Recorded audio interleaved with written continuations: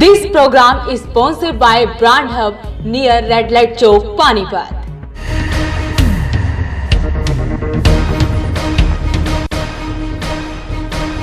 आज आम आदमी पार्टी पानीपत शहरी विधानसभा में सुखबीर मलिक जिला अध्यक्ष के नेतृत्व में शहरी अध्यक्ष प्रितपाल खेड़ा, जिला प्रवक्ता हरीश सलूजा ने एक प्रेस वार्ता की, जिसमें मुख्य मुद्दा स्कूलों द्वारा पेरेंट्स को ट्यूशन फीस के अलावा other charging, development charges, building fund वगैरह के लिए नाजायज दबाव बनाया जा रहा है।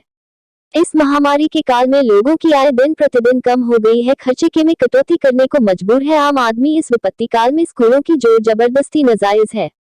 जैसा कि सरकार ने 8 अप्रैल से 15 जून तक समर वेकेशन की घोषणा कर रखी है, स्कूल बंद है, लेकिन स्कूल एडमिशन अन्य चार्जेस को लेकर बहुत ज्यादा सीरियस हो रहा है। आम आदमी पार्टी पेरेंट्स एसोसिएशन के साथ खड़ी है और अगर जरूरत पड़ी तो धरातल पर उनके लिए संघर्ष भी करेगी।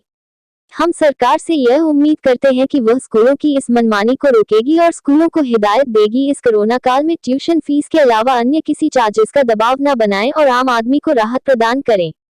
इसके अलावा नगर निगम में हो रहे भ्रष्टाचार का मुद्दा जम के उठा। शिक्षा, स्वास्थ्य और भ्रष्टाचार का मुद्दा आम आदमी पार्टी हमेशा से उठाती रही है। आज भी उसी प्रक्रिया में यह प्रेस वार्ता की गई और मीडिया के माध्यम से द्वारा सरकार को चेताया गया कि सरकार जाग जाए, अन्यथा आम आदमी पार्टी विपक्ष का रूप धर के धरातल पर प्रदर्शन करेगी।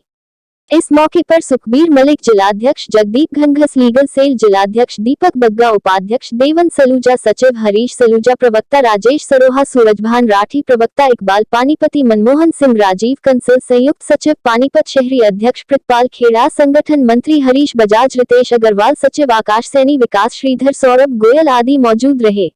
बैठक की गई है, किन मुद्दों पर चर्चा चली? आज ही नहीं, सिर्फ पिछले 1-1.5-2 साल से बैठ के चल रही है और मुद्दे ये हैं कि सरकार के पास कोई भी काम करने के लिए नहीं है। आम आदमी पार्टी जो मुद्दे लेके निकलती है वो केजरीवाल जी के होते हैं और केजरीवाल जी ने जो मुद्दे उठाए हैं वो बिल्कुल सही साबित हुए हैं।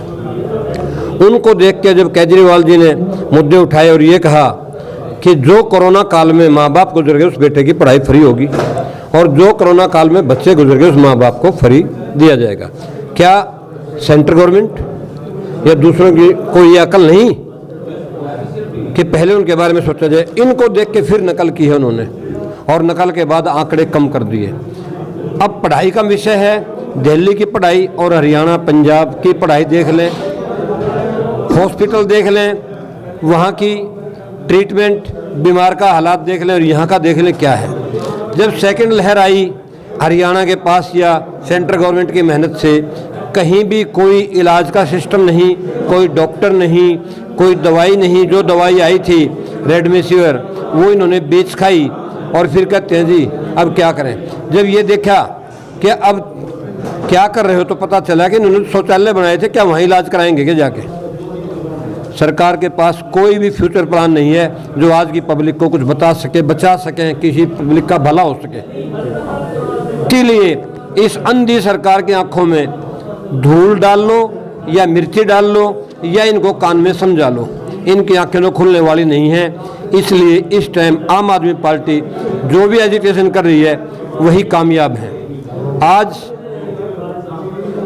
अहमदाबाद में भी हाथ डाल दिया है, आने वाले इलेक्शन में सिंबल पे लड़ाई होगी, कोई खतरा नहीं है बिल्कुल भी।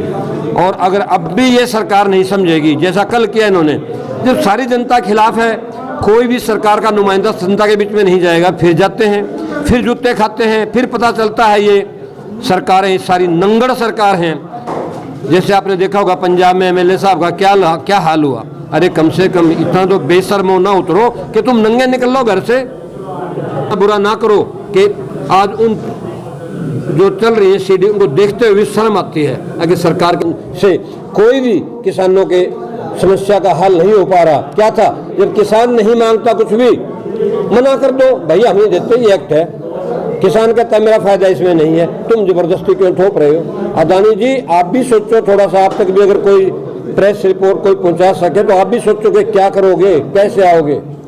मैं कहता हूँ अभी जो नया एजुकेशन शुरू हुआ है उसमें आम आदमी पार्टी भी हमारे साथ होगी, आम दूसरी पब्लिक भी साथ होगी और जितने गोदाम बनाए जा रहे हैं सब पे रोक लगेगी, नहीं बनने देंगे आइंदा के लिए।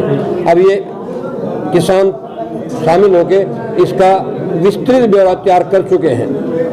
तो इनको सोचना चाहिए, आम आदमी पार्टी जो लीड करती है उसके पीछे पीछे सेंट्रल सरकार चलती है, उसके पीछे पीछे उसको गवर्नर को कह देते हैं, एलजी को कह देते हैं, तुम इनके अड़ंगे पाते रहो। अगर वरना आज दिल्ली स्टेट अब से भी दुगनी तरक्की पे होती है अगर डेली एलजी हर बात को ना रोके तो मुद्दे ये है, आम आदमी पार्टी आने वाला समय का भविष्य है, इसके बगैर किसी के पास कुछ नहीं है। परसों भी मीटिंग की थी, काफ़ी लोग इसमें पानीपत शहर के शामिल हुए हैं और इसको आप भी इस अंधी बैरी सरकार के कानों में पहुँचाओ किसी तरह। आप एक स्तंभ है जो पहुँचा सकते हैं।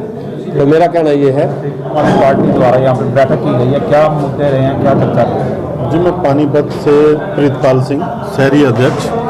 आज का जो विषय है आपको यहाँ पर सबको बुलाने का वो ये है कि जी कोरोना काल के अंदर स्कूलों ने फीस के लिए जो हमारे पेरेंट्स हैं उसके ऊपर बहुत ज़्यादा दबाव बनाया जा रहा है। फीस के अलावा ये जो डेवलपमेंट चार्ज हैं या अदर चार्ज के नाम पर अभिभावकों को लूटा जा रहा है, ये आज का विषय ये है। और इसके अलावा आप ये देखिए कि कोरोना के अंदर आम आदमी वैसे ही पिस चुका है, बेरोजगारी पहले अपनी चरम सीमा पर है, उसको अपने खर्चे के लिए पहली कटौती करनी पड़ रही है। ऊपर से बच्चों के भविष्य के लिए ये खिलवाड़ किया जा रहा है ताकि बच्चे अब वो अपने बच्चों को शिक्षा भी नहीं दे सकते, क्योंकि एक तो घर में बैठे हुए हैं, वो घर से उनकी पढ़ाई चल रही है और वो जितना ऑनलाइन क्लासों में पढ़ाई होती है वो आप भी जानते हो। उसके अलावा स्कूलों के द्वारा इनसे मनमानी फीस बढ़ाई जा रही है और डेवलपमेंट चार्ज के नाम पे, बिल्डिंग फंड के नाम पर जो ये पेरेंट्स हैं उनके ऊपर दबाव बनाया जा रहा है कि उनसे बढ़ी हुई फीस ली जाए। तो ये आम आदमी पार्टी इसका विरोध करती है और सरकार को ये कहना चाहती है कि जी इसके ऊपर ये रोक लगाए, और नहीं तो आम आदमी पार्टी को सड़कों पे आने के लिए मजबूर होना पड़ेगा। और इसके अलावा हमारे नगर निगम के अंदर भ्रष्टाचार का बोलबाला है। इन्होंने नए नए कानून जो प्रॉपर्टी आईडी है या और कई तरह के आइडिया हैं ये लेकर के आगे हैं, जो काम 6-6 महीने पब्लिक धक्के खाती है नगर निगम के अंदर, उसके बावजूद भी वो काम नहीं हो रहे। जनता के जो पैसा है, पानीपत एक औद्योगिक सिटी है, यहाँ से करोड़ों अरबों रुपए जो टैक्स के रूप में आते हैं उसको सरकार नाजायज और गलत इस्तेमाल किया जा रहा है। अभी आप ये देखिए कि इन्होंने एक अस्थायी 29 करोड़ रुपए का रिफाइनरी के अंदर इन्होंने एक हॉस्पिटल बनाया जिसके अंदर आज तक सिर्फ 48 आदमियों का इलाज हुआ है। क्या 48 आदमियों के इलाज के लिए इनको 29 करोड़ रुपए लगाना क्या जायज़ था? इसके अंदर जो काम 20 से 30 लाख रुपए में हो सकता था वो 29 करोड़ रुपए किस वजह से लगाए गए, और इसमें किस किस नेता का हाथ है? या जो 29 करोड़ रुपए कम से कम सरकारी हॉस्पिटल में लगाए जाते जिससे हम जिंदगी भर हमारे को जो पानीपत वासी हैं उसको लाभ मिलता। ये जो जनता के पैसे हैं इसका नाजायज इस्तेमाल हो रहा है और जिसके ये कोई भी इसका दायित्व नहीं है, कोई इसके ऊपर जवाबदेही नहीं है। शिक्षा चल रही है। आज कोरोना काल में ना तो काम रह रहा लोगों के पास, ना बिजनेस रह रहे, और सरकारी स्कूलों में पढ़ाई नहीं रह रही तो लोग प्राइवेट स्कूलों में पढ़ाते हैं। तो प्राइवेट वालों ने इतना जबरदस्त डंडा कर रखा आम आदमी के। अब वो ट्यूशन फीस तो लें, वो तो लें, दे रहे, सब परेशान होते हुए भी दे रहे, परंतु बिल्डिंग फंड और ट्रांसपोर्ट किराया ये भी वो उनसे वसूल करने के लिए धमकी देती हैं। इस तरह के चक्कर में आज आम आदमी पार्टी ने ये प्रेस कॉन्फ्रेंस बुलाई ताकि हम सरकार तक ये बता सकें कि भाई इन पर सख्ती बरतें और अपने सरकारी स्कूलों की पढ़ाई बढ़िया करें ताकि लोग, गरीब आदमी भी अपने बच्चों को अच्छी शिक्षा दे सकता है, और अच्छी शिक्षा ही देश की तरक्की है। कहते हैं कि ये सरकार इनकी तरफ ध्यान दे, और नहीं हम तो भाई रोडों पर उतर रहे हैं और उतरते रहेंगे, इसके लिए संघर्ष करेंगे।